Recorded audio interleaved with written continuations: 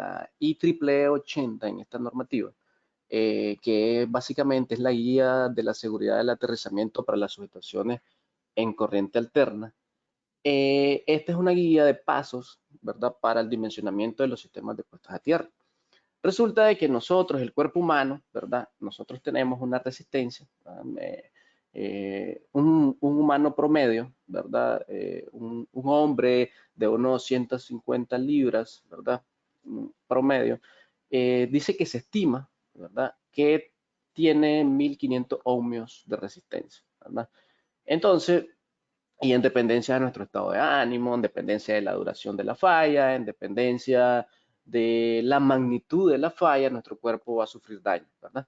Entonces, esa conexión intencional es la que se debe realizar de una manera eficiente para que traslade la corriente de falla hacia tierra y no circule por nuestro cuerpo y no nos vaya a causar daño, ¿verdad? Entonces, eso nos indica esa norma. La IEEE 142 dice que son las prácticas recomendadas por la IEEE para el aterrizamiento de los sistemas de potencia comerciales e industriales.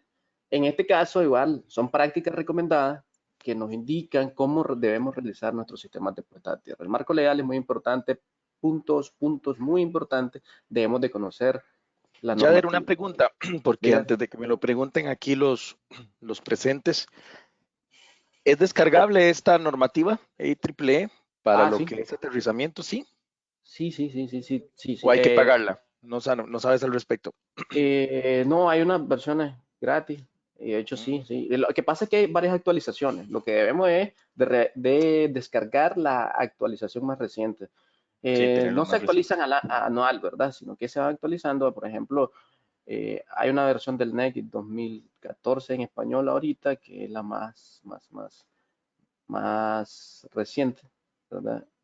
No sé, desconozco si salió alguna otra más, pero sí se descargan en internet, se buscan. De hecho, tengo unas cuantas. eh, no sé, Ronald, si las podríamos facilitar por Sí, claro, correo. claro, por eso lo digo, porque la intención de esto es conocer todos, ¿verdad? Que nos Así es, quede a todos, mira, hablaron de la importancia de esto y cómo se hacen los sistemas. Bueno, exactamente. De el tarea patrón es ir a repasar comparta las las normativas. normas, sí. Sí, sí. Pero bueno, estoy apuntando aquí las promesas para que por medio de marketing hacerlo llegar. Sí. Continuamos. Ok. Ahora, hablábamos de las normas y muy importante conocer el marco legal porque eso nos va a nosotros a dar un criterio para determinar si está bueno o está mal. Eso es lo más importante, ¿verdad? Lo más importante el marco legal dentro de cualquier eh, sistema dentro del ámbito eléctrico, en este caso los sistemas de aterrizamiento, ¿verdad? ¿Por qué utilizar un sistema de puesta a tierra físico? Ya vamos a la parte un poquito más eh, saliendo de las normas, metiéndolo a la teoría y tirándonos a la parte real de campo, ¿verdad? Y la parte un poco más técnica, ¿verdad? Decíamos que las limitaciones, o sea, se utiliza para limitación de voltaje, ¿verdad? Ya sea causado por una descarga atmosférica, ya sea causado por un contacto accidental con líneas de un voltaje mayor, por un cortocircuito, por una falta de aislamiento, una máquina eléctrica, ¿verdad? Entonces es la limitación de voltaje, agarrar el voltaje de falla y enviarlo a tierra, drenar hacia tierra con la mayor facilidad, ¿verdad? Entonces, en la guía de la IEEE hay varios parámetros que nos ayudan a nosotros a dimensionar y nos dan el tiempo de dispersión de la falla, la corriente de falla se calcula en base a la impedancia, al voltaje, ¿verdad? Y entonces hay que tener parámetros. Y lo más importante de todo, ¿verdad? Y por eso este webinar es la parte de las mediciones. Nosotros a obtener mediciones precisas y bien hechas, ¿verdad? Nos va a dar ese dato para que nosotros podamos dimensionar, ¿verdad? Otro punto, ¿verdad? Muy importante, dice que potencialidad de la instalación y la estabilización de voltaje. Esto es para que no existan diferencias de potenciales. Ya más adelante, en los siguientes slides, vamos a ver el tipo y los propósitos de las puestas a tierra. Y ahí vamos a ver de qué existe, que sí es necesario, ¿verdad? Conectar todos los sistemas de aterrizamiento. Cuando hablamos de todos los sistemas de aterrizamiento, de la parte de las tierras electrónicas, las partes de los sistemas eléctricos de uso general, la parte de telecomunicación, sistemas de puesta a tierra de un pararrayo, todo se tiene que unir, ¿verdad?, en la tierra física para precisamente eliminar las diferencias de potenciales que pudiesen existir a la hora de una corriente de falla, ¿verdad? Y lo explicamos más Brother, adelante. Diga. Juan José Martínez nos dice que nos está aportando acá que la IEEE 142, por ejemplo, ya no está vigente Ajá, y ajá. que ahora es la 3003-2 del 2014 y la estándar 3003 del Ah, 2000. ok, ok, ok, muy bien, muy bien. Entonces, vamos a actualizarla. Sí, Muchas vamos a gracias. actualizar eso también. Sí, porque esto de a nosotros, la verdad, Sí, sí, bajamos mucha información para eso. Muchas sí, gracias, sí. don José, para que vean Ok, que yo estoy presente en las preguntas de ustedes. ok, Cambiamos el gracias. slide, don Yader, o continúas en este. Sí, sí, solo decíamos que también nos sirve para facilitar las operaciones de dispositivos, ¿verdad? De protecciones como fusiles, termomagnéticos y disyuntores. Y dice que la condición de falla a tierra dice que brinda un camino de baja impedancia. Por eso debemos de conectar o por qué debemos utilizar un sistema de tierra físico. Esas son las importancias, esos son los puntos que debemos tener en cuenta. Ahora sí. Bien. Ok, regresémonos ahí un poquito. Esto es muy importante y debemos de manejarlo y el propósito principal y el objetivo principal de un sistema de aterrizamiento está en dos sencillas palabras: seguridad del personal, seguridad personal. ¿Por qué? Porque el objetivo de un sistema de aterrizamiento es para eso, ¿verdad? Para la protección del personal que opera dentro de las instalaciones. Y como segundo objetivo, ¿verdad? Y no menos importante, es la protección de los equipos, ¿verdad? Porque se invierte mucho en la industria y no queremos que una máquina se nos dañe, ¿verdad? Un equipo de alto costo se nos dañe por no tener el cuidado de tener un sistema de aterrizamiento adecuado, ¿verdad? Ahora sí. Ok. Los propósitos y tipos de sistemas de puestas a tierra, ¿verdad? Es lo que hablábamos anteriormente. Y decíamos de que hay varios tipos de puestas a tierra y cuál es su propósito de cada uno de ellos y que debemos de tenerlos todos potencialmente unidos, ¿verdad? Y entonces decíamos que tenemos la puesta a tierra de los sistemas eléctricos, ¿verdad? Que el propósito de este tipo de puesta a tierra es conectar a tierra los sistemas eléctricos para limitar cualquier voltaje elevado, ya sea por rayo, hablábamos anteriormente, por conexión no intencionada, por una línea de alto voltaje, ¿verdad? Y todas las condiciones de falla. Este sistema de aterrizamiento con un conductor apropiado, ¿verdad? El conductor que nos indica la normativa, ¿verdad? Por eso es que debemos de manejarlo, porque en versiones anteriores hay personas que todavía siguen usando conductores de calibre 1.0, calibre número 2, y en las últimas actualizaciones, ya en la tierra física, el NEC, ¿verdad? Y sí, creo que la IEEE 80 recomienda que el calibre mínimo, ¿verdad? Para una instalación en tierra física, ¿verdad? En nuestro anillo de tierra, en nuestra malla reticulada, en nuestra pata de ganso, como le queramos llamar, o delta, o pata de gallina, no sé cómo le llaman en su país, Pata de gallo. pata de gallo, Ajá. sí, sea de calibre número 2.0, ¿verdad? Entonces es el conductor adecuado, el conductor recomendado, ¿verdad? Para la tierra física. Ya en las puestas a tierra de los sistemas eléctricos o en las puestas a tierra de los equipos, va a depender el calibre del aterrizamiento de ese equipo, el calibre del aterrizamiento de ese sistema, que va conectado a un gabinete principal y el gabinete principal a una barra equipotencial y la barra equipotencial hacia la tierra física, ¿verdad? Puede variar el calibre en dependencia de su carga. El calibre de puesta a tierra, ¿verdad? Debería ser, y lo más ideal, de igual calibre del de la fase, igual calibre del neutro, igual calibre de la fase, igual calibre del sistema de aterrizamiento o el conductor de tierra de ese equipo, ¿verdad? Dato Entonces, interesante. sí, entonces, eh, el calibre 2.0 es el calibre mínimo recomendado y por eso hay que tener en cuenta muy bien en lo que es el parte del marco legal. Hay que estarse actualizando en realidad, ¿verdad? Con respecto a esto. Y decíamos, ¿verdad? Los sistemas de puestas a tierra de los equipos eléctricos meramente es el sistema de puesta a tierra del equipo, ¿verdad? Y su propósito es eliminar los potenciales de toque que pudieran poner en peligro la vida y las propiedades, ¿verdad? De la instalación, ¿verdad? Y que para que operen las protecciones contra sobretensiones, ¿verdad? De los equipos también. Entonces, punto importante, ¿verdad? Punto importante. Las partes expuestas, como por ejemplo metálicas, por ejemplo, de un gabinete, ¿verdad? O el chasis de un motor, que puedan llegarse a energizar en su momento, ¿verdad? Pudiesen llegar a energizar en su momento o en condiciones de falla, pudiesen llegar a tener corriente o voltaje en su superficie, ¿verdad? Deben aterrizarse, ¿verdad? Por normativa y por seguridad y técnicamente lo adecuado es aterrizar las partes metálicas expuestas de los equipos, ¿verdad? La puesta a tierra de señales electrónicas, ¿verdad?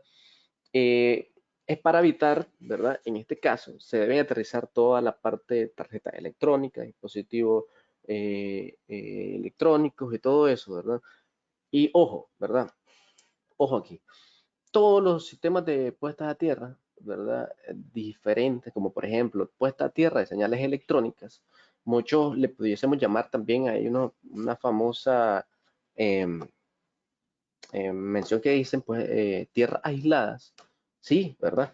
Sí son aisladas. En realidad, la puesta a tierra electrónica no debe compartir el conductor de puesta a tierra con por ejemplo, de un motor o, por ejemplo, de un sistema de iluminación, ¿verdad? O, por ejemplo, de un sistema un sistema de bombeo, ¿verdad? No debería, no debe y no es adecuado y no se permite compartir el conductor, ¿verdad? De puesta a tierra de un equipo electrónico con un conductor de puesta a tierra de un equipo común y corriente, ¿verdad? Ujú. ¿Por qué? Debe ir Dice aislado. aquí, Ujú. dice aquí don Yader Diga. que un aporte de don Fabián Pérez Ujú. indica que respecto a los calibres de los conductores que ya están estipulados en el reglamento, ¿verdad? Sí, sí. Que existen varias tablas y también el mismo comentario lo pone don Víctor Reyes. Sí, sí, ya está en el NEC, en el artículo 250 del NEC, ya no habla de eso. Y en las versiones de la IEEE, en la versión 80, sí, también nos habla para eso, Y también de don los Víctor calibres. nos pregunta que cuál sería la desventaja Ujú. de unir la red de tierra del sistema de pararrayos con el sistema de puesta a tierra general, tomando en consideración que tenemos equipos electrónicos. Es que, ujú, Ok, ajá, ajá. Sí, sí, ok. Bueno, no, en realidad no es una desventaja, en realidad sí es necesario conectar el sistema de protección atmosférica con el sistema de puesta a tierra general, aunque tengamos equipos electrónicos. Nos vamos a adelantar un poquito para contestar esta pregunta. Resulta de que, por ejemplo, se nos genera una descarga atmosférica y, y cae el edificio que yo estoy protegiendo, ¿verdad? Tengo conectado motores, no sé, tengo conectado sistemas electrónicos, computadora, todo lo que nos podamos encontrar, ¿verdad? Eso vamos a tener tres parámetros. Tres parámetros que lo podemos hacer en una fórmula sencilla, que es la ley de Ohm, ¿verdad? Y tenemos tres parámetros. Vamos a tener un voltaje que ya lo conocemos, una resistencia del sistema de aterrizamiento que también ya la conocemos, ¿verdad? Y una corriente que circula por el sistema, dependencia de la demanda, ¿verdad? Que también ya conocemos. Y vamos a tener una corriente de falla en ese momento que va a caer por efectos de un rayo, ¿verdad? Y lo que va a resultar es que un rayo pudiese llegar a elevar la corriente hasta 250.000 amperios, 200.000 amperios, en dependencia de la magnitud. Y como ya tenemos un voltaje y ya tenemos una resistencia, perdón, ya tenemos una resistencia, ya tenemos una corriente, ¿qué se necesita para generar el voltaje? Resistencia y corriente. Y vamos a tener un voltaje diferente con respecto al voltaje que ya está en el sistema, ¿verdad? Y no, se nos va a generar una diferencia de potenciales o se nos va a generar un voltaje diferente, ¿verdad? Al voltaje ya existente de operación. Y si nosotros no tenemos unido o es que potencialmente unido, ¿verdad? O convirtiendo a cero todas esas corrientes de falla, o equilibrando todas esas corrientes unidas en la tierra física, lo que se nos va a generar es una chispa o un arco eléctrico y ahí ponemos en peligro la vida de las personas que operan dentro de la instalación y los equipos. Sí se tiene que unir, ¿verdad? Por efectos de seguridad. Entonces, las tierras electrónicas no pueden compartir. Lo que sí es que no podemos compartir los conductores eléctricos de las tierras electrónicas con, por ejemplo, un bajante de un sistema de protección atmosférica o un pararrayo, ¿va? Entonces, sí lo debemos de conectar. No sé si contesté la pregunta, nos dejan ahí en los comentarios. Sí. No, creo que quedó bastante claro. Bueno, no hay preguntas. Don Fabián dice que no se escucha, el resto sí escucha bien. Y don José Peña tampoco ve la presentación. Por favor, alguien que no sea ellos que nos indique si todo anda bien. Porque aquí no hemos tocado nada. Si vemos la presentación, dice el señor Ochoa, y nos escuchan por lo que veo. Listo, listo. Muy amable, gracias. Ok, ok, ok. Continuamos, señor Cisneros. Ok, entonces es lo que hablábamos, ¿verdad? Y reforzando la respuesta que acabamos de dar, ¿por qué Ujú. interconectar todos los sistemas de puesta a tierra? Se hace por razones de seguridad, ¿verdad? Se hace por razones de seguridad porque decíamos y hablábamos anteriormente de que si no nosotros no tenemos en la tierra física, meramente en la tierra, en nuestra malla, en nuestro anillo, ¿verdad? De tierra que hacemos en nuestro edificio, no tenemos conectado, por ejemplo, la puesta a tierra del pararrayo, ya meramente en la tierra física, ¿verdad? Se nos va a generar esa diferencia potencial, ¿verdad? Y se nos puede generar un arco o una chispa en nuestro sistema, ¿verdad? O en el mejor de los casos se nos dañan los equipos, ¿verdad? Ustedes han visto muy a menudo en las industrias a veces se viven dañando las tarjetas electrónicas, ¿verdad? Viven dando falla,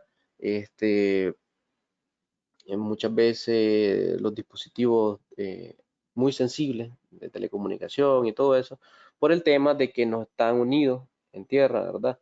O en el caso de los hospitales, equipos médicos, muchas veces presentan distorsiones, ¿verdad? Por frecuencias diferentes a a las del demás sistema. ¿Por qué? Porque se encuentran conectados bajo una misma cometida, bajo un mismo sistema, ¿verdad? Y están separados, por decir así, ¿verdad? Se encuentran en puntos diferentes aterrizados, porque hay una resistencia de un punto con respecto al otro donde se encuentra aterrizado, por ejemplo, en las tierras electrónicas, ¿verdad? Entonces vamos a tener una resistencia en un pozo de inspección y otro tipo de resistencia en otro pozo de inspección, ¿verdad? Y eso nos va a generar problemas, ¿verdad? Entonces, la solución, muy sencilla, siempre unir todos los sistemas de puesta a tierra. Sí y solo si se encuentran dentro de la misma acometida. Entonces me van a decir ustedes, ok, pero ya me van a decir, si yo tengo, por ejemplo, en las casas, van a decir, ¿verdad?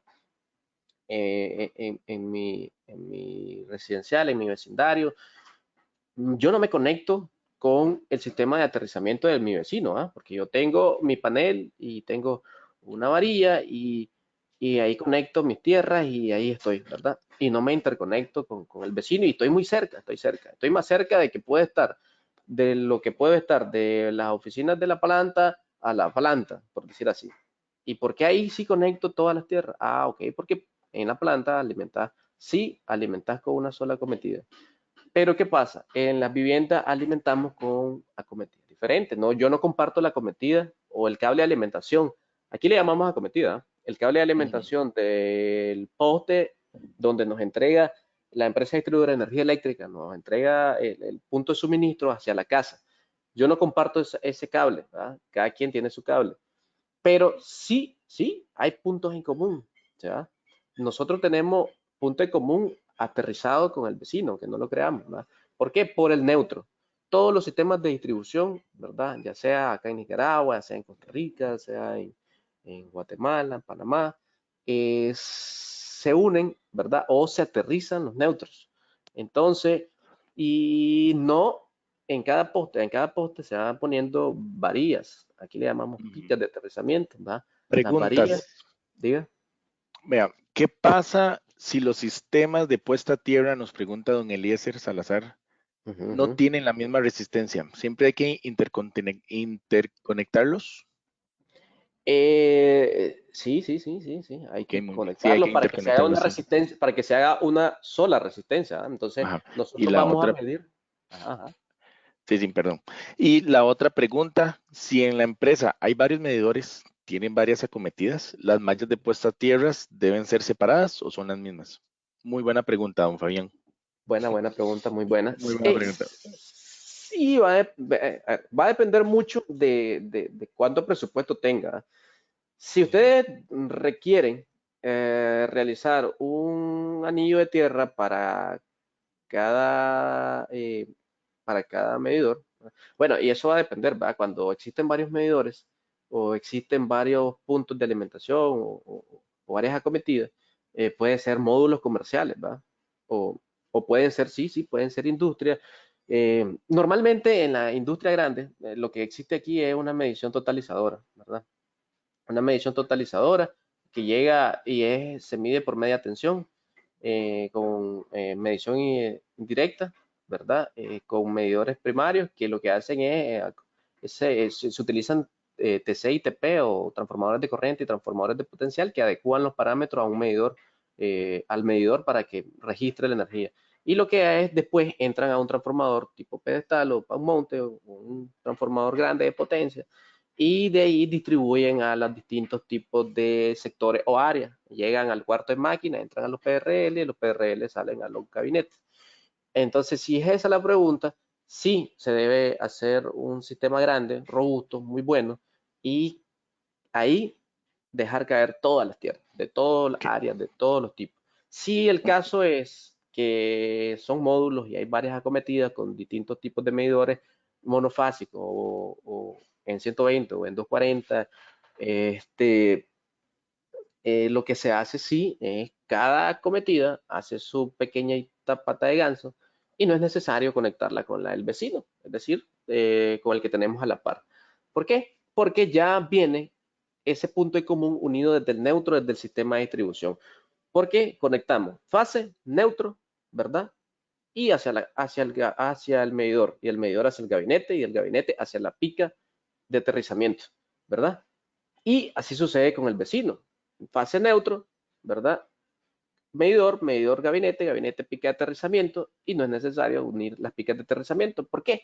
Porque el neutro que ya está desde el sistema de distribución ya está aterrizado a una pica, ¿verdad? A una pica.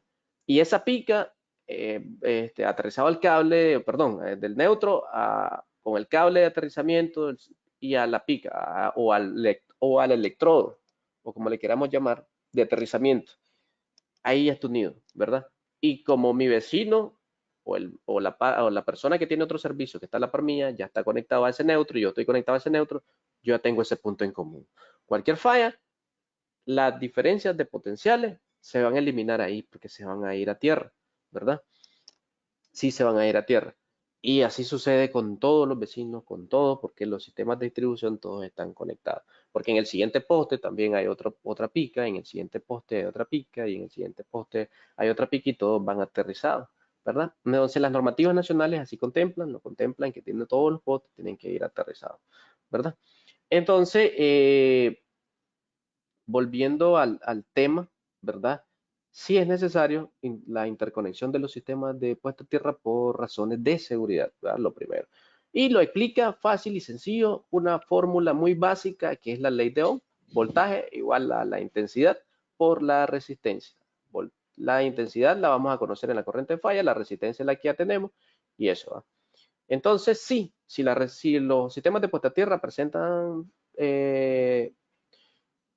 datos o diferentes, ¿verdad? O resistencias diferentes, sí, lo necesitamos unir para nosotros medir un solo punto, medir este, la resistencia, ¿verdad? Medir la resistencia total de lo que tenemos ahí. Bueno, entonces, el sistema de puesta a tierra, un sistema de puesta a tierra, ¿verdad? Está compuesto, ¿verdad? Por tres partes. La tierra física, la tierra del circuito y la tierra del equipo, ¿verdad? Nosotros tenemos un mal concepto, ¿verdad? Y lo digo nosotros porque nos pasa que la conocemos solo como sistema de puesta a tierra, la varilla enterrada meramente en el terreno, ¿verdad? Con el cable conectado a otra varilla y lo que queramos hacer. Eso es nuestro Eso sistema es de lo puesta a común. tierra. Eso es Eso lo es que lo que la conocemos. gente tiene como el sistema puesta a tierra, sí. Exactamente.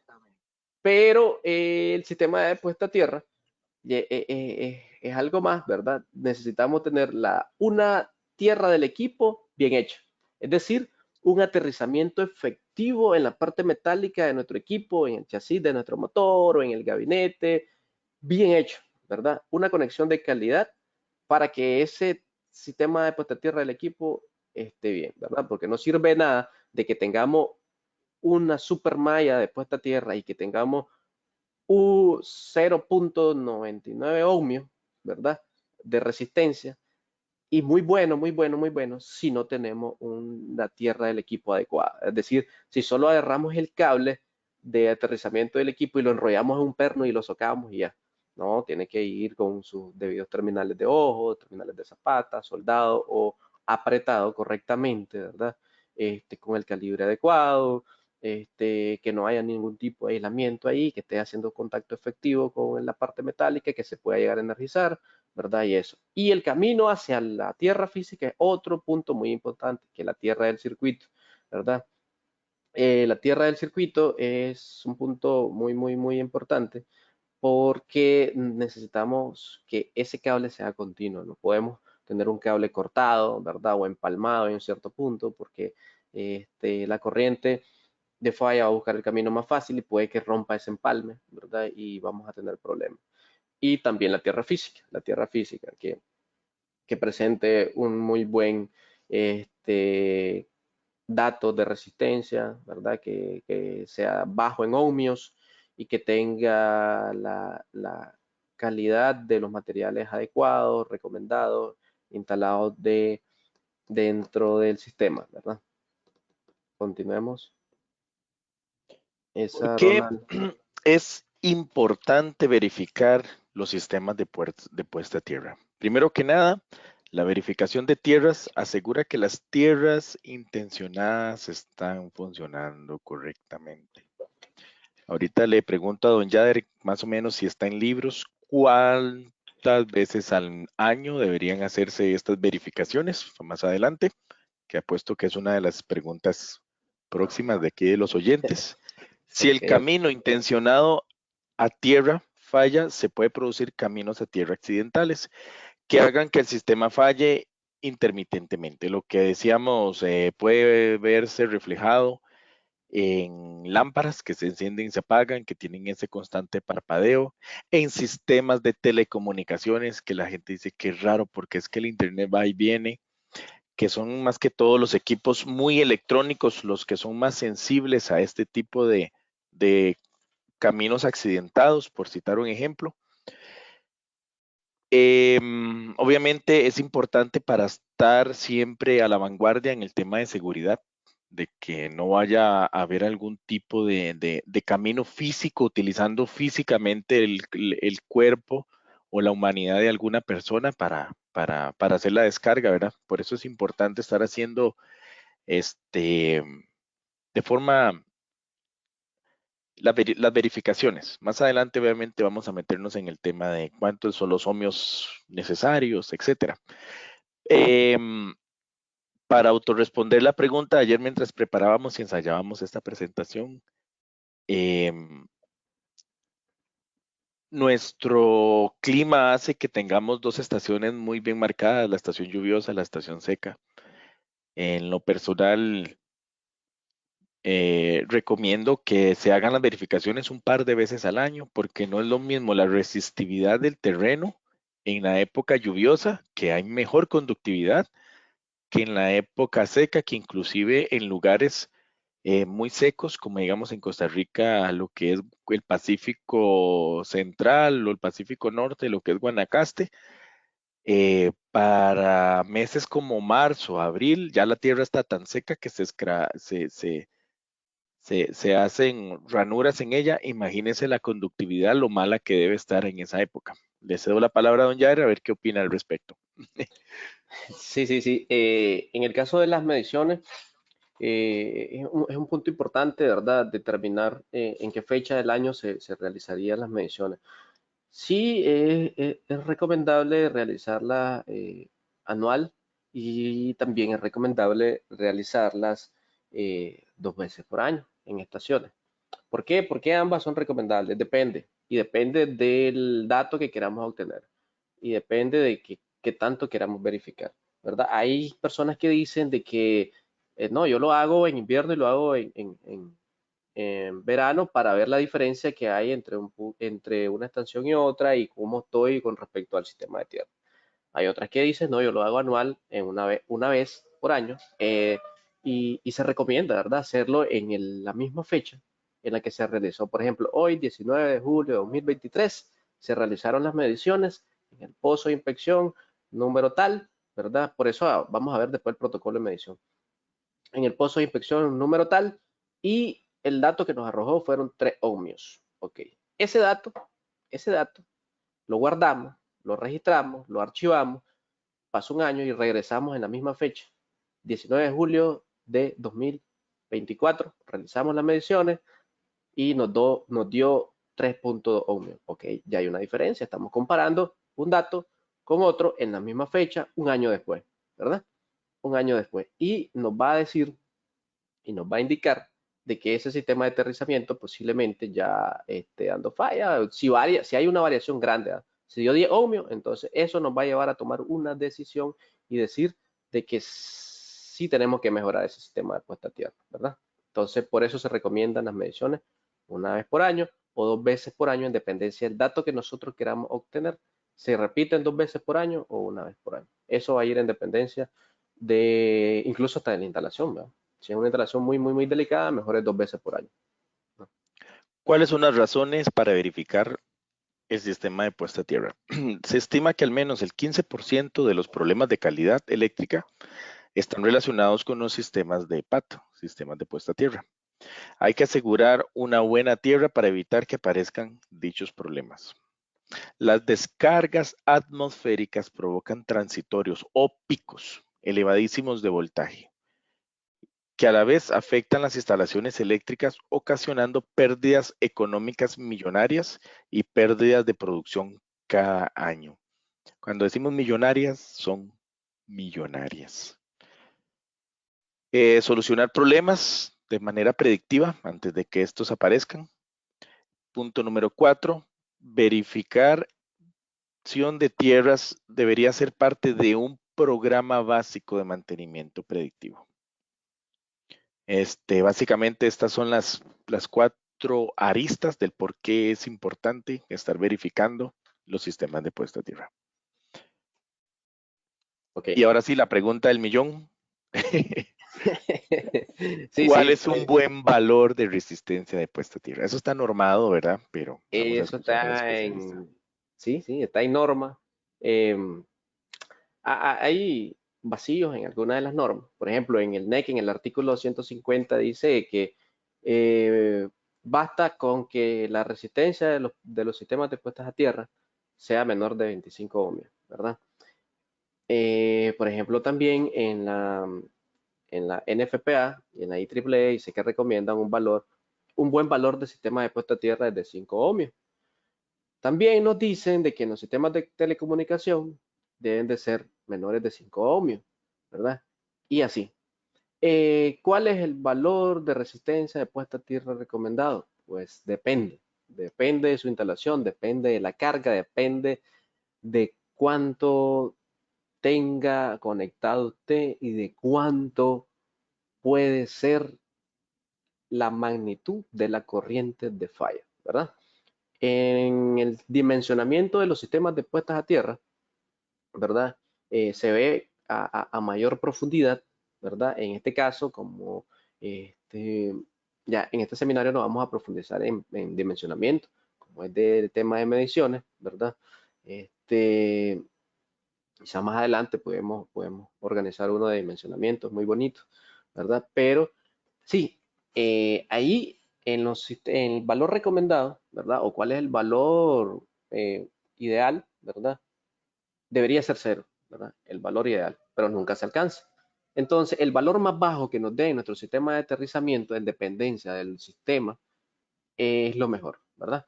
Y eso va a ir en dependencia también de la parte económica, ¿verdad? Porque imagínense de que gastemos platal en un sistema de aterrizamiento en una vivienda que no tiene mucha carga y que simple y sencillamente se puede resolver con una varilla o tres, ¿verdad? Que sería una patita de ganso, una pata de gallina o una delta, como le queramos llamar, o una delta o un aterrizamiento formado en delta, ¿verdad? O como le queramos llamar, o con una simple varilla, ¿verdad?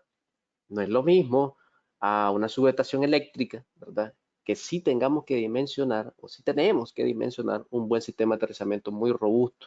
Y por ende, el sistema tiene que, ese dato de resistencia nos va a dar bajo, ¿verdad? El más bajo posible. Sí, sí, va a ir en dependencia mucho de la corriente de falla, ¿verdad? Y se hace un cálculo de corriente de falla en base a datos que ya tenemos, como por ejemplo voltaje e impedancia. La impedancia se calcula también y eso, ¿verdad? Entonces, a la hora del dimensionamiento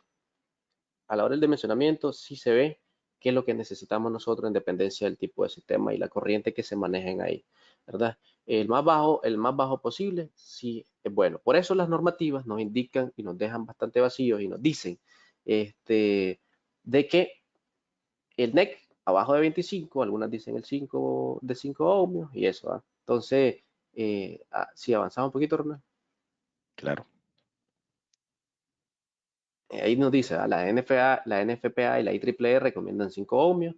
En el sector de telecomunicaciones dice 5 ohmios. Y también el NEC dice que recomienda un dato inferior de 25 ohmios, ¿verdad? En instalaciones sensibles deberían de ser inferiores a 5, ¿verdad? En el artículo 250 del NEC, 250.6, ¿verdad? Precisamente. Entonces, sí, sí, el valor debe ser bajo en dependencia del tipo de sistema, ¿verdad?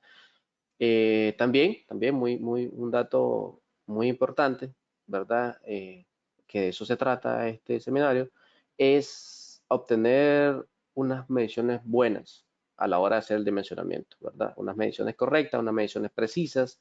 Por eso debemos tener en cuenta, ¿verdad? El tipo de equipo que vamos a utilizar y el método que vamos a utilizar y que el dato esté correcto, ¿verdad? Entonces, ¿por qué nosotros ese dato lo vamos a agarrar y le vamos a decir a nuestro proyectista, a nuestro diseñador o nosotros mismos, si vamos a hacer el diseño, este es el dato, con esto voy a diseñar, ¿verdad? Pero desde ahí parte, desde las mediciones de resistencia del terreno, ¿verdad? Ok. Los componentes de un electrodo de tierra, dice que el conductor que hablábamos, ¿verdad? Que viene, el conductor tiene que presentar las características técnicas adecuadas que cumplan con las normas para poder tener un buen sistema de aterrizamiento. Las conexiones del electrodo entre el conductor de tierra y el electrodo, hay varias, ¿verdad? Tenemos conexiones apretadas o conexiones mecánicas con conectores mecánicos. Tenemos conexiones apretadas con terminales a compresión que se utilizan una herramienta hidráulica, ¿verdad? Con conectores tipo G. Y tenemos también, hay varios, pero son los más conocidos. También tenemos la soldadura exotérmica, uniones por soldadura exotérmicas, exotérmica o soldadura convencional, soldadura exotérmica electrónica con dispositivos con otro tipo de tecnología ya, muy eficiente, ¿verdad? Y ustedes me preguntarán, ¿cuál es la mejor? Okay. Depende de la bolsa, ¿verdad? Del usuario. Sí es recomendable y la más ideal es la conexión exotérmica. En los pozos de inspección sí se debe dejar conexiones apretadas o empernadas por el tema de las mediciones, ¿verdad? Cuando miremos los tipos de mediciones, vamos a ver de que, por ejemplo, en una de ellas se tiene que desconectar o aislar el electrodo de prueba con lo de los demás que es del sistema o con el cable que viene de bajante hacia el pozo de inspección, ¿verdad? Se debe de aislar, se debe zafar el cable que viene del sistema y dejar solo el electrodo de prueba y realizar las mediciones. Entonces, pero en el resto, lo más recomendable y lo ideal y lo mejor y lo más seguro y técnicamente que cumple es soldadura exotérmica, ¿verdad? Una soldadura de calidad, ¿verdad? Nos va a asegurar un sistema de aterrizamiento muy confiable, ¿ok? Podemos avanzar, En eso estoy. ¿ok? Ok, ¿qué afecta la resistencia de la Tierra, verdad? Esto es cuando ya nuestro sistema de puesta a tierra ya existe y nosotros llegamos a realizar mediciones, ¿verdad? Una auditoría, llegamos a realizar, o cuando lo estamos dimensionando y que entonces nosotros decimos, ok, pero ¿qué hago para que esa resistencia baje? ¿Qué tengo que tener en cuenta para que me dé un buen dato de resistencia? Ok, entonces dice que, por ejemplo, en el NEC, ¿verdad? Dice que el electrodo mínimo que se requiere o que se recomienda es de 2.5 metros, ¿verdad? El electrodo mínimo. Se recomienda y a lo personal a mí me gusta utilizar los electrodos de 3 metros porque tenemos mayor longitud, ¿verdad? Y podemos dispersar mejor una falla. Dice que afecta la resistencia del terreno, la longitud y la profundidad de un electrodo. Dice que duplicar estos eh, parámetros reduce la resistencia de puesta a tierra en un 40%, ¿verdad? La longitud de la varilla, recomendada 5 octavos, ¿verdad? Hay una más grande, hay una más gruesa, que son de 3 cuartos, ¿verdad? Ujú. Y el mínimo que dice la norma es de 2.5, ¿verdad? 2.5. Cuando miremos un sistema de aterrizamiento con una menor longitud de la varilla, ¿verdad? O cuando miremos que están enterrando la varilla 2.5, menos de 2.5 metros, entonces eso está malo, ¿verdad? Porque la norma nos indica que está mal. Entonces, la profundidad sí afecta. El diámetro del electrodo también. Decíamos que duplicar este parámetro nos va a reducir en un 10%, ¿verdad? El número de electrodos de puesta a tierra también, aumentar la cantidad de electrodos nos reduce la resistencia, ¿verdad? Y eso va a depender también del diseño, el diseño de puesta a tierra, ¿verdad? Ya sea un electrodo único, una malla, una placa metálica, lo más común es una malla o un anillo, ¿verdad? Para un sistema de puesta a tierra, ¿verdad? Y eso va en dependencia del terreno, ¿verdad? Cuánta resistencia sea. Un terreno seco presenta mayor resistencia que un terreno húmedo y por eso es que nosotros vamos a realizar el diseño, ¿verdad? En dependencia también de los costes económicos, muy importante. Eh, Siguiente. Hay diferentes tipos de sistemas de puesta a tierra. Esto va dependiendo del terreno, como lo he dicho ya repetidas veces ahorita. Depende cuánto billete tengamos, cuánto presupuesto tengamos. Puede elegir instalar cualquiera de los siguientes puestos a tierra. Tenemos el electrodo único, el común, el que normalmente nos entregan en nuestras casas. Un sistema de mallas de electrodos múltiples a nivel industrial, a nivel comercial, es algo muy común. El sistema de placa a tierra, lo comentábamos ayer, yo en lo personal, Ronald Fallas, nunca he visto uno. Dice que debe ser muy caro o muy difícil de conseguir. Y un sistema de malla a tierra, ese sí, sí los he visto instalando inclusive. Básicamente, así es lo que está. Ahí podemos ver físicamente cómo debería de verse un sistema de fallas a tierra metido en su cenicero, en su espacio aislado, obviamente, que las tierras estén todas unidas en una barra, fácil de localizar, que no es muy común en muchos sitios, por ejemplo. Y vamos a tocar un poco, esto es una novedad acá en esta presentación, en este webinar. Nada más, don Yader, para no entrar mucho en detalle, lo haces de forma más rápida, escueta. Es un protocolo de una medición de puesta a tierra que incluye qué información debe tener. Ok, ok. Entonces, sí, este documento es muy importante manejarlo a la hora de realizar las mediciones y son datos básicos, ¿verdad? O sea, esto es algo muy sencillo. Un protocolo de medición nos sirve para archivar los datos o crear un expediente de nuestro sistema, ¿verdad? Entonces dice que tenemos que llevar el nombre de la empresa, la dirección del proyecto, el departamento o ciudad o provincia donde se realizaron las mediciones, el municipio, ¿verdad?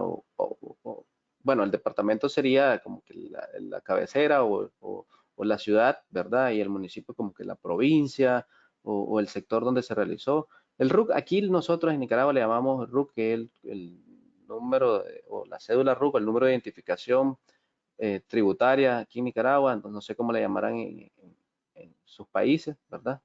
De la empresa. Este, la dirección del proyecto, marca y modelo del instrumento, muy importante, que sea un instrumento certificado que cumpla con todas las normas de, de construcción de calidad del equipo, ¿verdad? Fecha de calibración del instrumento, un punto muy importante, debemos de colocar la fecha de calibración del instrumento, la fecha de medición, ¿verdad? La hora de inicio, la hora de finalización, la metodología utilizada, esto es muy importante también, ¿verdad? Ya sea por caídas de potenciales, por métodos de medición sin estaca, ¿verdad? Solo con las pinzas, método de mediciones selectivas, ¿verdad? Y, en fin, unas observaciones, lo que nos encontremos en el sitio, si encontramos un terminal de ojo ya oxidado o un cable roto, entonces colocar esas observaciones. La documentación que se adjuntará, ¿verdad? También podemos adjuntar el certificado de calibración, si tenemos algún plano de las instalaciones, ¿verdad? O una memoria de cálculo del sistema. La documentación que nosotros tengamos es muy importante adjuntarla acá, ¿verdad? Pasamos a la siguiente, Ronald. Ok, aquí es la parte de las mediciones. Colocamos el número de tomatierras, el sector donde se realizó, ya sea si en el sector sur oeste del edificio, se coloca por ahí la descripción de las condiciones del terreno al momento de la medición, ya si lo encontramos seco, arcilloso, pantanoso, lluvioso, entonces nosotros colocamos, ¿verdad? Las condiciones del terreno que nos encontramos por ahí. Eh, Uso de puesta a tierra, ¿verdad? Para qué se usa el sistema de puesta a tierra que estamos midiendo, si ya sea para toma tierra, del neutro de los transformadores, toma tierra de seguridad de las masas o general del edificio, ¿verdad? De protección de equipos electrónicos, de informática, de iluminación, de pararrayo u otros, ¿verdad? Entonces va a ser dependencia del tipo de sistema que nosotros vayamos a medir, colocamos qué tipo es y vamos poniendo esa información, ¿verdad? Eh, Así, ¿verdad? Con los demás espacios, los demás, sí, los demás espacios, va a ir rellenando. Luego al final vamos a colocar el protocolo en la parte del análisis de los datos y la mejora a realizar, las conclusiones y las recomendaciones, ¿verdad? Si se necesita mejorar el sistema, colocar las recomendaciones y colocar unas conclusiones con respecto a lo que nosotros encontramos, ¿verdad? Es un trabajo muy sencillo que nos va a ayudar para dejar un expediente en esa obra y cuando regresemos el siguiente año a medir, ya vamos a tener ese dato, ¿verdad? Fresco, porque no nos vamos a acordar. Ahora, eh, En la parte de, ahí regresemos, Ronald, dos slides un poquito más. Ahí, en la columna donde dice,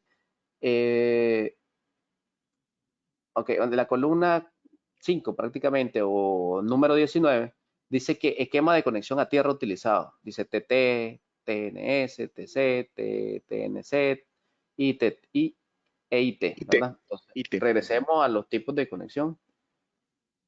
Entonces, ahí, el sistema, hay distintos tipos de sistemas y entonces van a depender del tipo de configuración que nosotros tengamos. Y entonces, esos son los tipos de configuraciones. Y entonces, si tenemos, por ejemplo, una muy común que es la TNC-S, ¿verdad? Dice que tenemos el equipo conectado lleva su cable de aterrizamiento neutro y las tres fases, ¿verdad? Entonces, si nosotros tenemos ese tipo de sistema, colocamos el tipo de sistema en el protocolo, ¿verdad? Es muy importante ponerlo para así saber qué tipo también de mediciones se pueden realizar, ¿verdad?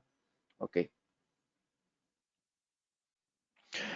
¿Cuáles son, ahora sí entrando más en contexto con la parte de medición, cuáles son los métodos de comprobación de conexión de tierra física? Básicamente, existen cuatro tipos o cuatro métodos de comprobación de la conexión a tierra de forma física. Son universales, básicamente, y entre ellos está. Entonces, cuando ya el sistema de tierras es existente, tendríamos que utilizar como número uno, que es la caída de potencial, que se utilizan en este caso dos estacas. Otro que se llama comprobación selectiva. Se utiliza una pinza y dos estacas. Y el que se llama sin estacas. Se utilizan solamente las dos pinzas. Reitero, esto es cuando el sistema PAT de puesta a tierra ya existe. Y cuando lo que se necesita es ir a un lote baldío para nada más calcular el dimensionamiento, la técnica que se utiliza se llama resistividad del terreno. Obviamente se utilizan las cuatro estacas, tomando en cuenta que no hay nada ahí, inclusive. Básicamente la resistividad de tierra y la resistividad del terreno deben medirse al instalar un nuevo sistema de puesta a tierra para comprobar de forma periódica, lo vimos en el segundo tema del día de hoy, instalar equipos eléctricos de gran tamaño, tales como transformadores, conmutadores de alta tensión, maquinaria, no sé, un megamotor por ahí. Hay que volver a hacer un estudio de una comprobación de la resistividad, de cómo está la malla. Y obviamente cada vez que vayamos a diseñar un sistema nuevo de tierra. La medición de caída de tensión, que es básicamente esta primera, lleva dos estacas. Reitero, estas tres primeras que vamos a tocar es porque ya existe físicamente un sistema de puesta a tierras. Puede llevar de 3 a 4 picas. La cuarta pica elimina el valor de la resistencia de los cables de prueba. Requiere tener la posibilidad de clavar picas. Ya nuestros equipos, como por ejemplo el modelo 1623, 1625, ya tienen 4 picas, las tienen ahí. Requiere la desconexión y la toma de tierra del resto de la instalación. En algunos de los casos hay que desconectar. El método de comprobación de la caída de potencial se utiliza para medir la capacidad de un sistema de conexión a tierra física o un electrodo individual para disipar la energía de un sitio. Reitero, se utiliza para medir la capacidad de un sistema de conexión de tierra física. Esto es lo que vamos a hacer en esta medición, medir la tierra física que ya tenemos instalada en este momento. El equipo genera básicamente una corriente conocida entre la estaca externa y que puede ser bien digamos, básicamente la estaca auxiliar de conexión a tierra y el electrodo de tierra. No sé, me ayudan ahí, compañeros, no sé, don Jader, si usted lo logra ver, mi puntero, Sí, sí. ¿se ve o no? Sí se Sí, ve. sí, sí. Ok, Sí, se ve. entonces lo que hace es medir o generar una corriente conocida entre este señor que ya estaba físicamente instalado y una de las estacas. De esta manera, utilizando la ley de Ohm, que también la habíamos mencionado anteriormente, podemos sacar la resistencia del terreno. Medición de caída de tensión. Vamos a ver. Me devuelvo para que vieran cuál era más o menos. Para realizar la prueba de la pica C2, o sea, esta que está acá, se coloca la distancia del electrodo que se desea verificar posteriormente, manteniendo la pica C2 fija. Se desplaza la pica P2, que es esta que está acá, que le llamaríamos en este caso la pica auxiliar, por la línea entre la E, o sea, en línea recta, entre la línea E y la C2, o sea, se mueve un poco para acá, se cambia esa distancia para verificar si hay variación en la impedancia del terreno. Normalmente eso ocurre de esa manera. No sé, don Jair, si quiere aplicar, sumar algo a, a estas que ya estamos en la parte, cómo se hacen las mediciones, cómo lo piensa el equipo, cómo se hacen básicamente. Sí, sí, Quiere sí. Lo que aportar. pasa es que ahí resulta, Ronald, que también se hace eso por el radio de influencia o la influencia que puede tener el electrodo que se está probando, es decir, la pica que se está probando. Entonces se mueven las estacas, ¿verdad? Como una prueba, eh, sí, una comprobación, si en realidad el dato original o inicial o el primer dato que nos arrojó el equipo está correcto, para ver si no se está viendo interferido por la influencia del electrodo probado. Sí, entonces, Normalmente ese movimiento de la pica P2, ujú, si no me equivoco, la ficha técnica del equipo la pide en rangos de 10 metros. La mueve de en 10 rango, metros, nunca 8 ni nunca 7, no, de 10 en 10 para poder sacar los es cálculos más correcto, fácilmente. es correcto, así es. Y después, si no da, no da, hay una comprobación que más adelante ahí la voy a explicar. Ajá. Em, Nuevamente, don Yader, continúe Ujú. usted con las técnicas de medición para que nos explique muy bien la regla del 62%. Ok. Eh, sí, sí, es sencillo. ¿Va? En los equipos, ¿verdad? En la parte de atrás siempre traen los esquemas de conexión y todo eso. En la regla del 62% es como que estemos haciendo la caída de potenciales, lo mismo. Lo que pasa es que en la caída de potenciales se separan los electrodos de prueba, ¿verdad? A una distancia de 20 metros estipulada. Y luego se hacen las comprobaciones, ¿verdad? Y se mueve el electrodo del centro o el electrodo P2 hacia atrás o hacia adelante, ¿verdad? Hacia atrás o hacia adelante. Ronald decía, sí, se mueven en 10 metros, de 10 en 10, ¿verdad? Porque la distancia que hay, ¿verdad? Entre ellas son 20 metros cada una.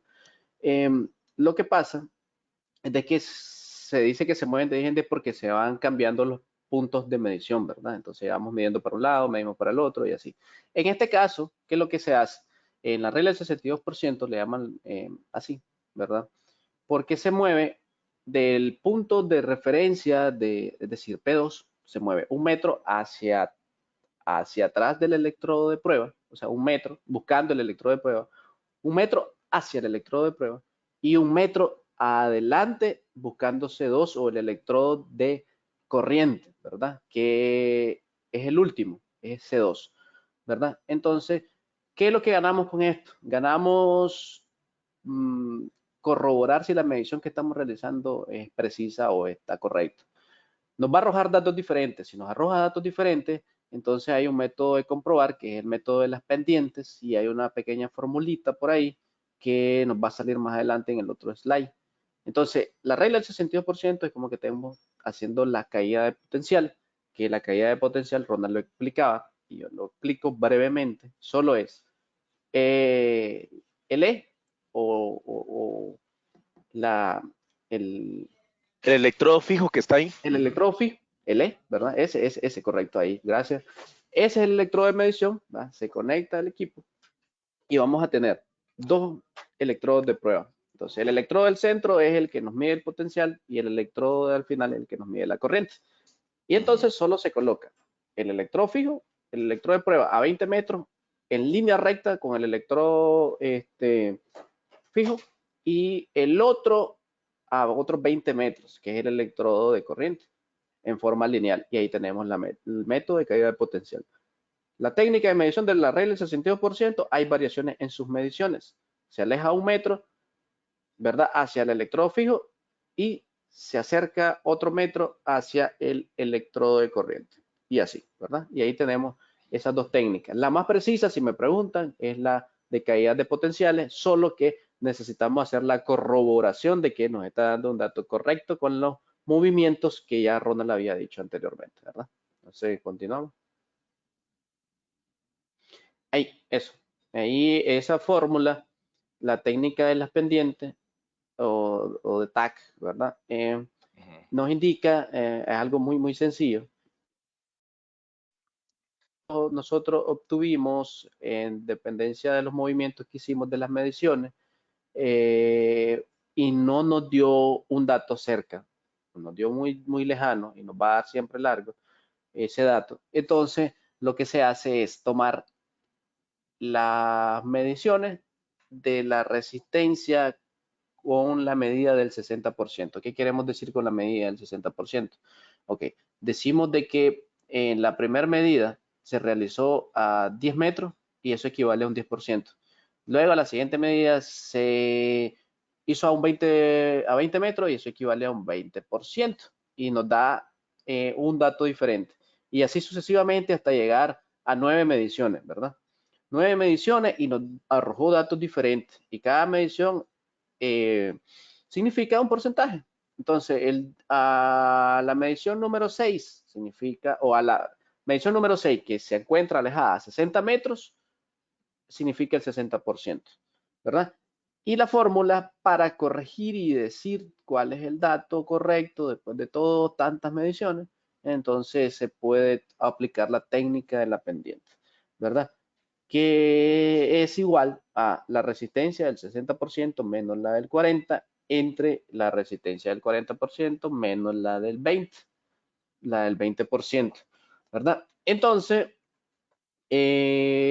por ahí, ¿verdad? Tendríamos la obtención de un dato más preciso o corregido, por decirlo así, corregido, ¿verdad? Entonces, esta técnica de la pendiente, ¿verdad? Si tienen alguna duda, me lo escriben por ahí y ustedes luego le contestamos, ¿verdad? Entonces, pasemos a la siguiente, Ronald. Okay. Medición de caída de tensión, nuevamente retomando las técnicas o los procedimientos. La estaca externa a distancia mínima de 3 veces la profundidad del enterrado del electrodo. Mínimo realizar 10 mediciones para formar la curva cada 10% de distancia del electrodo externo. No hacer mediciones hasta saber cómo se encuentra configurada la malla. Esto es importantísimo. Nada más llegamos, colocamos, ponemos los lagartitos y la verdad no sabemos ni cómo está la malla internamente. En caso de hacer una medición a distancia menor a la mínima, el resultado no será válido. Ojo, qué buen punto. Alejarse lo más perpendicular posible a la malla para estar fuera del área de afectación, para tener una medida mejor establecida. Y vamos a hablar ahora de la medición selectiva. Es una comprobación selectiva, es muy similar a la comprobación de caída potencial, o sea, a la anterior, y proporciona las mismas mediciones, pero de una manera mucho más segura y mucho más sencilla. Esto se debe a que en el caso de comprobación selectiva, el electrodo de tierra, que es el que nos interesa, o sea, el que está físico actualmente, no necesita desconectarse. ¿Qué pasa en este caso? Hay conexiones de tierra de manera exotérmica con la varilla.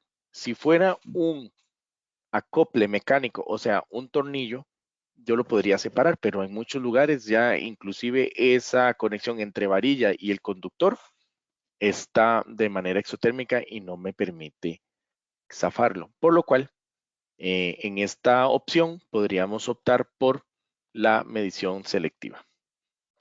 El equipo genera una corriente conocida, nuevamente, entre la estaca externa, que es esta que está acá, y la estaca auxiliar a tierra, que es esta que está acá. Si siguen viendo mi puntero, y el electrodo de tierra, que ya estaba fijo. Y con la pinza esta amarilla que se encuentra aquí, solo se mide la corriente que fluye a través del electrodo de tierra, que es el que nos interesa.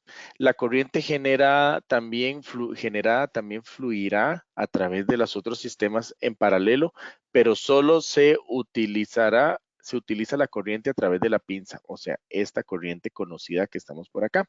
Y de esta manera, así es como el sistema, por nuevamente la ley de Ohm, nos saca la resistividad del terreno.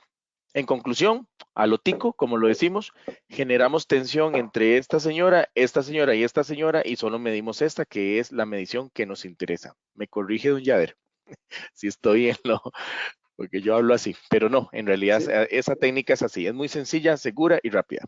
sí, así es, correcto. Muy bien. Y medición sin estacas.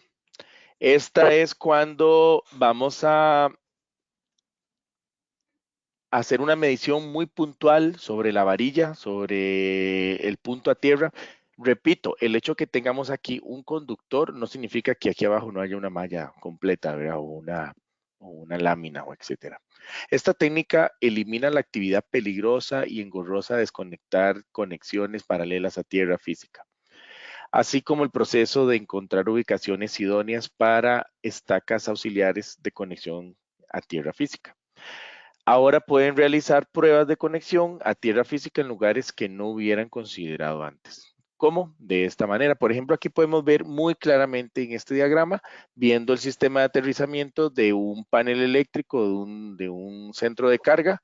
Simple y sencillamente nos guindamos acá. Hay que saber colocar bien el orden de las pinzas estas. Tienen un orden específico y nada más. El transformador de generación, que es este que está acá, impone una tensión de lazo que está ensayando y transformador de medida mide la corriente resultante. O sea, genera una corriente por acá y las pinzas utilizan un filtrado avanzado para reconocer su propia señal y rechazar todas las demás. Una genera y la otra mide. Así podemos ver la conductividad del terreno en esta técnica llamada medición sin estacas. La medición de resistividad del terreno, reitero, esta es la técnica utilizada para terrenos donde no hay una malla conocida, donde no hay nada. Puede ser una cancha de fútbol, por citar un ejemplo, una zona que se vaya a utilizar o se vaya a deforestar para X, Y, Z, la podemos ir a medir, o sea, donde no hay nada. Este procedimiento de medición del equipo utiliza el famoso método Werner, aceptado universalmente, que fue desarrollado por el doctor Frank Werner en la Oficina de Normas de Estados Unidos en 1915. Un poquito de historia ahí para sumar al webinar. Aquí vamos a utilizar las 4 picas que incluye nuestro equipo, obviamente con profundidad establecida, con una distancia establecida, y así el equipo, cada uno de ellos obviamente va a sumar y en otros va a poder medir la corriente. El equipo genera una corriente conocida a través de 2 estacas de conexión de tierra física y la caída potencial de voltaje se mide entre las 2 estacas internas de conexión de puerta a tierra. O sea, entonces va a inyectar corriente a través de esta y las mediciones se van a tomar con las del centro. Básicamente igual, del mismo método, con la ley de Ohm en este caso. Esta es uno de los más usados. Hay gente que simplemente, por ejemplo, van a ir a hacer una ampliación en una planta, se ocupa hacer una medición o van a colocar una subestación X en un terreno y hay que ir a hair este tipo de mediciones para ver cómo se encuentra la resistividad del terreno en este caso. Don Yader nos va a explicar un poquitito la parte compleja de la ley de Werner. Sí, sí, Pero sí ok. por encimita, don Yader, no es necesario que les duele la cabeza a los oyentes. No hay examen de esto, no se preocupen. Sí, sí, sí.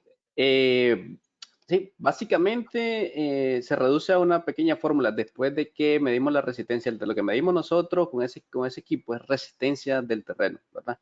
Fuera bueno de que midiera la resistividad, ¿verdad? Pero nosotros tenemos que calcular o usar un poquito de fórmulas ahí. Entonces, el dato que nos arroja el equipo, ¿verdad? La resistencia del terreno, lo vamos a incluir en una fórmula, que es la fórmula de la resistividad, que es 2pi por la resistencia por la distancia de los electrodos. Entonces, básicamente, ¿verdad? Lo que se hace es agarrar los electrodos de prueba y colocarlos a una distancia X, ¿verdad? Y se hacen varios tipos de medición. Se repiten, ¿verdad? En el mismo sentido. Se repiten de sur a norte y de este a oeste, ¿verdad? Entonces, lo repetimos y decimos, distancia a 1 metro, anotamos, ¿verdad? O grabamos la distancia. Y después la distancia a 2 metros, 3 metros, 4 metros, 5 metros, 6 metros. ¿Verdad? Ahí es suficiente. Tenemos un dato de 6 metros y lo que se hace ahí es explorar, ¿verdad? ¿Qué quiere decir de que por qué yo tengo que separar las picas a 1 metro, 2 metros, 3 metros? Porque quiere decir de que yo la estoy separando a 1 metro y estoy explorando en profundidad aproximadamente 1 metro. La separo a 2 metros y quiere decir que yo estoy explorando a profundidad entre 1.5 y 2 metros, ¿verdad? Estoy explorando la profundidad del terreno y la resistencia del terreno. ¿Por qué necesito tener todos estos datos? Porque todos esos datos me van a dar un resultado de resistividad, el cual yo voy a agarrar y entregar a mi diseñador, mi proyectista, ¿verdad? Para que me haga el dimensionamiento del sistema de puesta a tierra, ¿verdad? Entonces, continuamos. Esto es Eh, un uh -huh. resumen de lo que yo expliqué básicamente. Ventajas de hacer la medición con caída de potencial, ampliamente aceptado. La medida es correcta cuando se pueden realizar la curva de características. Desventajas, es necesario desconectar el sistema tierra en algunos de los puntos. Puede ser difícil clavar las picas porque no todos los terrenos están completamente... hay lugares donde están en concreto y eso es un problema, o ya les pusieron piedrilla. Puede que no exista un espacio alrededor, hay lugares donde ya no hay campo para hacer una medición. Método selectivo, como resumen, ¿qué ventajas tiene? No es necesario desconectar el electrodo, ampliamente aceptado. La medida es correcta cuando pueden realizarse la curva de características. ¿Qué desventajas? Puede ser difícil clavar las picas. Puede que no exista espacio alrededor del electrodo de puesta a tierra para clavar las picas. Y el método sin picas, obviamente su gran ventaja es la comodidad. No ocupo ir a buscar picas, no ocupo ir a desconectar, simplemente acomodar las pinzas amperimétricas o los clamps, como les llaman. ¿Y qué desventaja? Básicamente es que asume una ruta paralela de baja impedancia. Y otra desventaja es que existe la posibilidad de obtener lecturas muy bajas al medir por error un lazo cableado. Hay que saber muy bien cómo interpretar las mediciones en este caso. Entonces, continuamos. Consejos de medida. Realizar una inspección del área para detectar obstáculos inmediatos o prohibiciones, tanto para la medición como para la construcción o el mantenimiento de las puestas a tierra. O sea, vayamos a revisar primero que no sea un lugar inhóspito, que no haya ningún tipo de obstáculos o no sé, algo que nos vaya a afectar en la medición. Los electrodos pueden estar bien alineados e igualmente esparcidos. Todas las estacas deben ser enterradas a la misma profundidad y quedando la menor cantidad metálica expuesta. O sea, metamos las estacas todo lo que podamos y que todas estén a la misma penetración en la tierra para asegurar un contacto íntimo entre la estaca y el terreno. Los electrodos deben estar bien limpios y libres de óxido o en punto. Una buena caracterización estacional, registrar los datos como fecha de la medición, fecha de la última acometida y acontecida, y cuáles son los periodos secos y lluviosos. Las mediciones deben realizarse preferiblemente en el periodo seco. ¿Por qué? Porque básicamente en este periodo es lo que les decíamos al inicio, es donde la resistividad del terreno es más mala.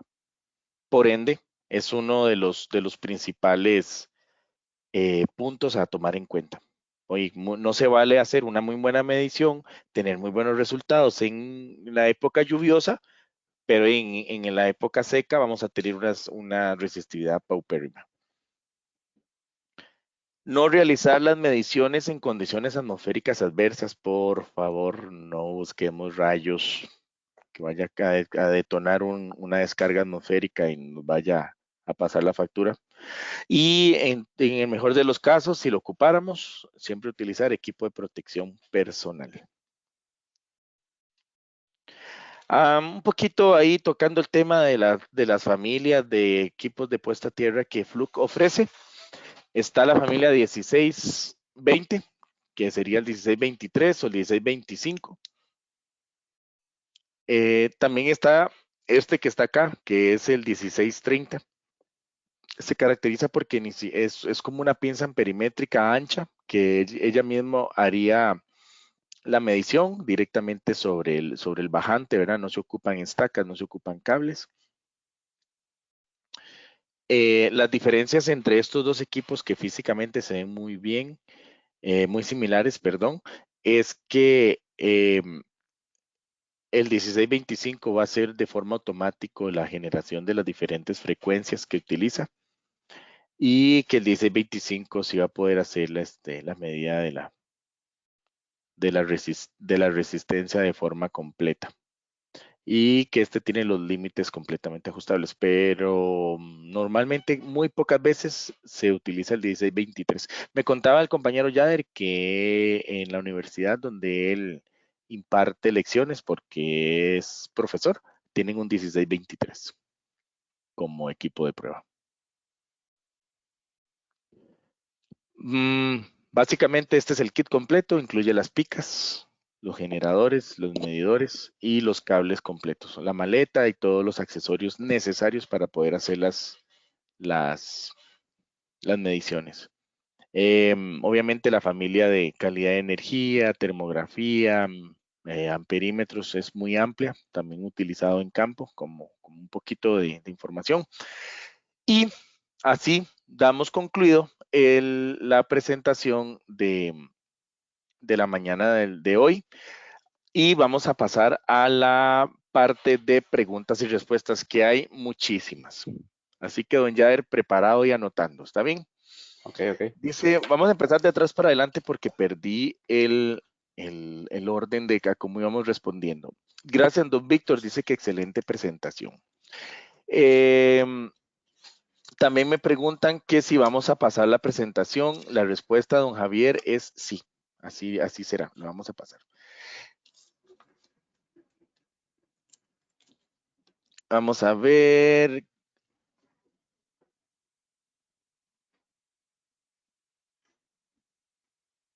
Dice que si hay diferencia de medir con una pinza terrómetro modelo 1630 con el método de medición sin estaca. Qué buena pregunta, Eliezer. Vea, el 1630 es una súper herramienta, es una de las que más se vende. Y es para hacer una comprobación eléctrica rápida ahí en el sitio. Pero todas las otras técnicas de alta precisión en terrenos yo no las podría hacer con ella. Pero sí se pueden hacer, digamos, sí se pueden ir a hacer ese tipo de mediciones en campo. Mucha gente, a mí me gusta el 1630 porque inclusive trae su staff de resistencia, sus placas de resistencia de comprobación Para antes de ir calibrarse. para autocalibrarse en el campo. Oiga, qué preguntón, Yader. ¿Qué se recomienda cuando no se localizan las varillas de la malla de tierra en un edificio existente? Esto es tan normal, don Gustavo Montalvo. Esto es muy normal. Ir a un sitio y no sabemos dónde están las varillas, no sabemos nada. Nada más sabemos que al disyuntor o al centro de carga llega un cable de tierra. Esto es muy normal. Sí, ¿Qué sí. hacemos ahí, Yader? Si no hay pozo de inspección, debería de haber en toda planta, en todo sistema de aterrizamiento debería de haber un pozo de inspección, lo ideal para evitarse esos dolores de cabeza precisamente. Entonces, lo que hacemos es realizar la medida en los bajantes de los gabinetes que van a hacer las barras equipotenciales. Los cables, ¿verdad? Y ahí sí nos sirve la pinza del 1630, ¿verdad? Entonces medimos en cada uno de los bajantes y Y si está conectado, en realidad nos debería dar prácticamente lo mismo, ¿verdad? Si tenemos varios gabinetes, nos debería de dar prácticamente lo mismo en resistencia, ¿verdad? Si ya miramos una disfunción con respecto a los demás datos, entonces sí tenemos algo raro ahí. Y si ya es definitivamente muy imposible, lo recomendado es hacer un sistema de aterrizamiento nuevo y conectarlo al que ya está hasta donde se pueda poner, ¿verdad? Entonces, sí, es complicado, es bastante común, pero lo ideal es siempre prever y dejar un pozo de inspección, un punto donde podamos tomar el muestreo, ¿verdad? Aquí preguntan, ¿cuándo es más recomendable usar un medidor de tierra de lazo abierto, o sea, con picas, y cuándo uno de lazo cerrado? Ok, ok, ok.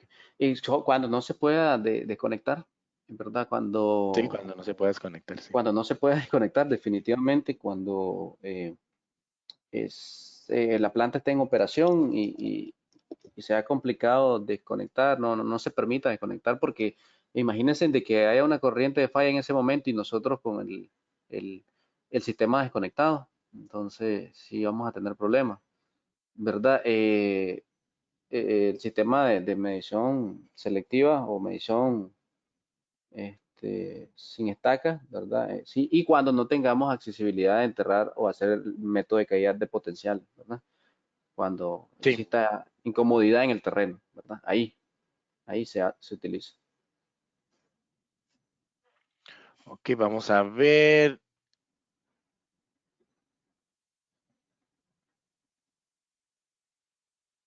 Es que hay unas que son preguntas y otras que son como Comentarios. aportes.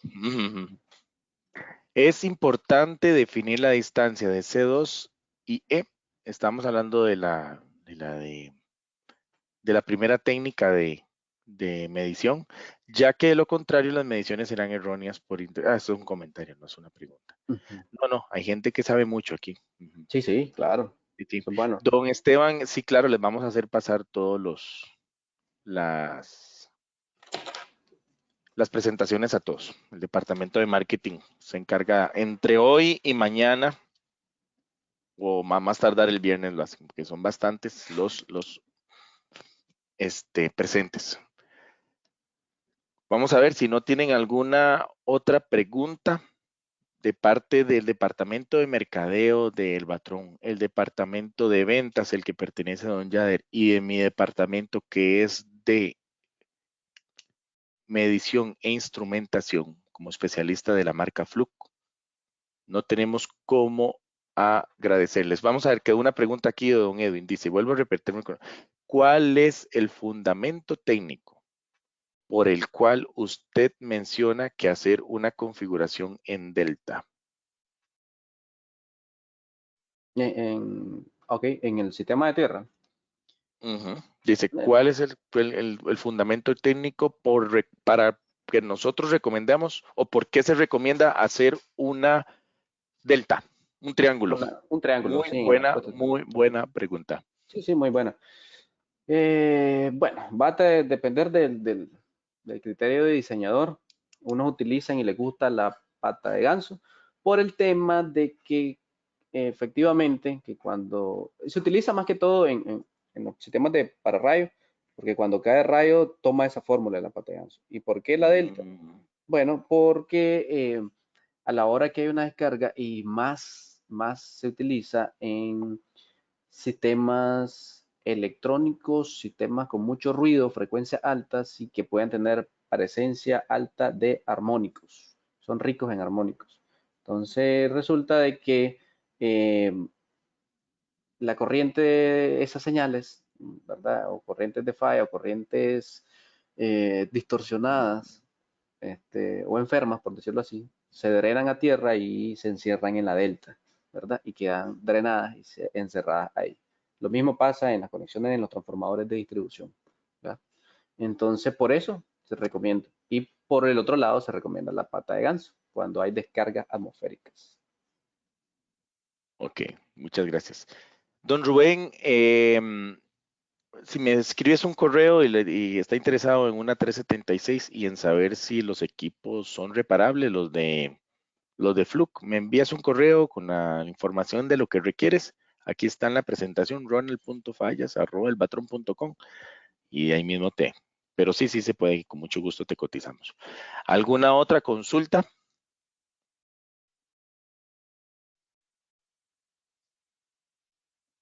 Si no hay más, nuevamente les reitero, Yader, no tengo palabras, le agradezco muchísimo su espacio. Sé que están de día libre en Nicaragua y sin embargo usted se conectó. Muchísimas gracias. No, Esperamos tenerlo pronto en otros webinars. ok, no, al contrario, igual agradecido y gracias a todos los que están presentes ahí por apartar el espacio y poder asistir al seminario. Ahí va, trabajamos para ustedes, en realidad. Cualquier cosa, Que estoy a la tengan, orden. muy amable, que todos tengan un muy buen día. Buen día. Hasta luego. Chao.